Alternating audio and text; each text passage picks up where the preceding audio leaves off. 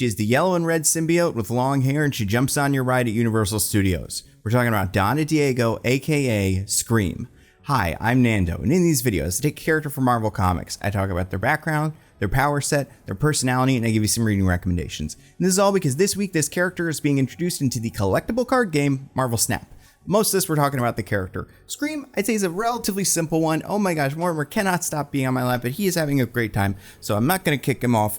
But, we're just gonna have to work through it. So Scream is mostly a character named Donna Diego. She was a schizophrenic mercenary or secret agent or something who bonded with the symbiote children of Venom created by the Life Foundation. You may recognize the name Life Foundation as being the group headed by Carlton Drake in the first Venom movie. This Life Foundation is kind of similar. They're a bunch of super rich doomsday preppers who want to use the symbiotes to create an army of super strong security guards. In the movie, all it amounted to was an evil businessman who wanted to do symbiote stuff. But in the comics, the Life Foundation recruited 5 people to be hosts for children of the Venom symbiote. What that means is a child of a symbiote is when a symbiote mixes with something else to become an offspring. The classic example, of course, is Carnage, which is a mix of the Venom symbiote and Cletus Cassidy's blood. The Life Foundation symbiotes were the same thing. Although I think it's unclear exactly what was done to each symbiote because they all have slightly different characteristics. For instance, Scream, while not the only woman in the bunch,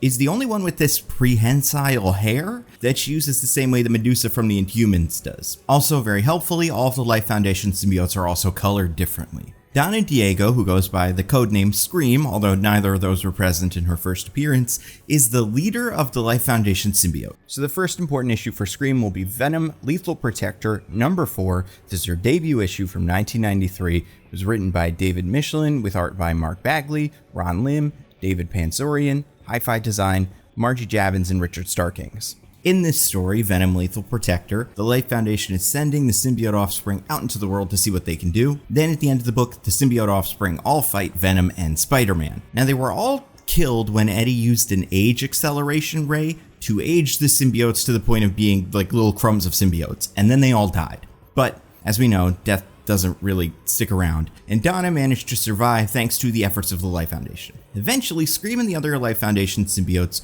realized that they were not capable of dealing with this, because for anyone, dealing with the influence of a symbiote is challenging, but for a schizophrenic former mercenary, it's extra tough. So Scream's mental state deteriorates, and she goes to ask Eddie Brock for help. He wanted nothing to do with her, so Donna went on a big rampage, and Times Square was stopped by Spider-Man, at the time Ben Reilly. The second important issue for Scream, I'm going to say, is Venom Separation Anxiety, Volume 1, Issue 1, from 1994. This was written by Howard Mackey with art by Ron Randall, Sam De La Rosa, Tom Smith, and Ken Lopez. Donna, still determined, made a second attempt to ask for Venom's help. This is the Separation Anxiety storyline. Eddie had been separated from the symbiote, but the Life Foundation symbiotes came, rescued him, and asked him to help them sort out their issues.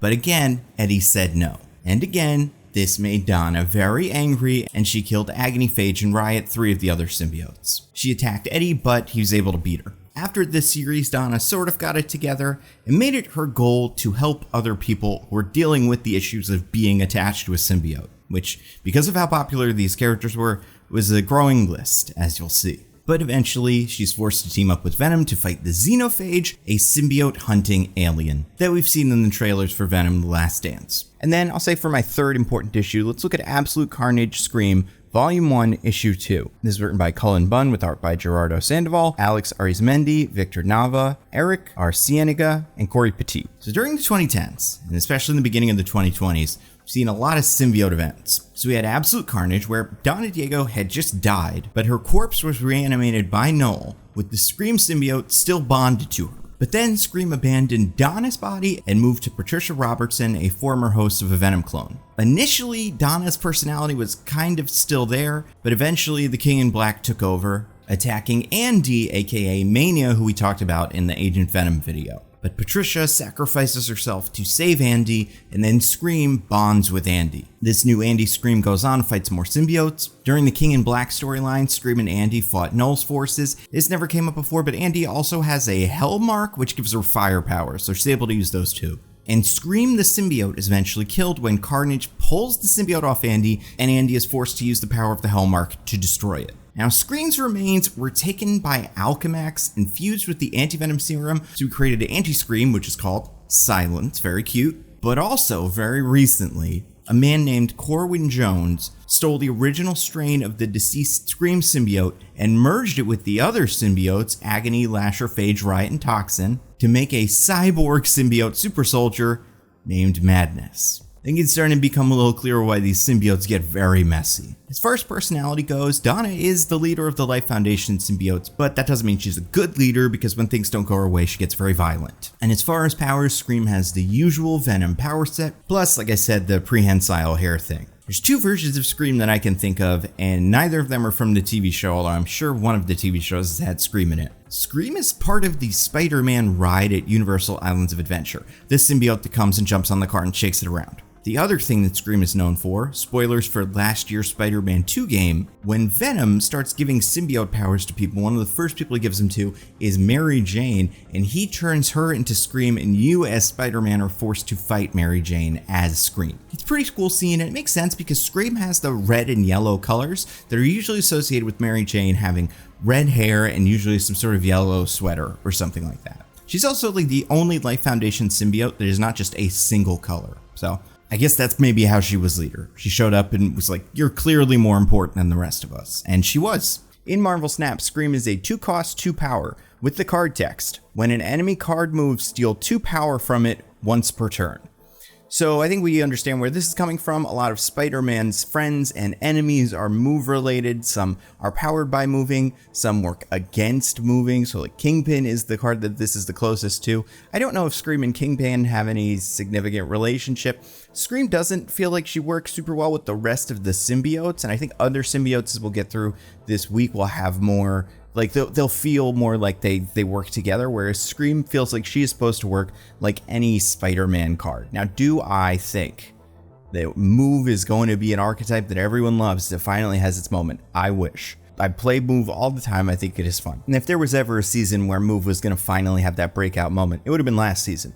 Madam Web and Aranya, and neither of those really broke through. You kind of blame Hela for that, but still, like, Move still needs work. I wish this was not a once per turn, because I think if you took that away from it, this could be a pretty interesting card. But because this is a once per turn, it's going to be capped. It's going to be pretty telegraphable. I still think it's better than Kingpin, and I like that it has the steal mechanic, which I think is fun. Card she's going to work well with cards like Polaris, Magneto, Stegron, Cannonball, any card that moves a card to your position. Hercules, you kind of expected would work well with her, but because they don't stack, like you can only do one per turn, probably not going to be as big of a deal as you would expect.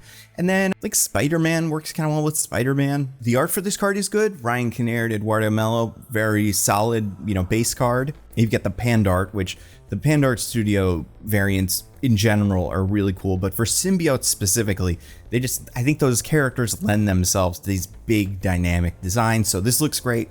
And then, if you don't want to go through the Spotlight caches, there's also a Ryan Brown variant that I would argue is as good as the Pandart, if not better. So that's a very good alternative variant for Scream. I will probably buy this card with tokens because in my heart, I want Move to work. And I think this is a kind of cool ability. I have a feeling it's not going to play out as this amazing card that changes everything. Speaking of cards that could kind of change everything, next week we're doing Misery. Misery should be fun. A character with very little to talk about, so we're going to spend most of our time talking about one of the hosts of Misery, Liz Allen. As always, like, share, subscribe, all that stuff. Thank you so much for watching. Stay safe, and I'll see you next time.